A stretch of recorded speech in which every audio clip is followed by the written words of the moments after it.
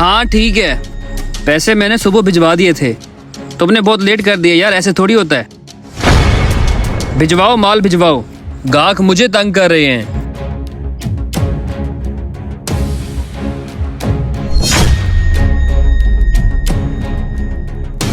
देखो कल तक माल आ जाना चाहिए।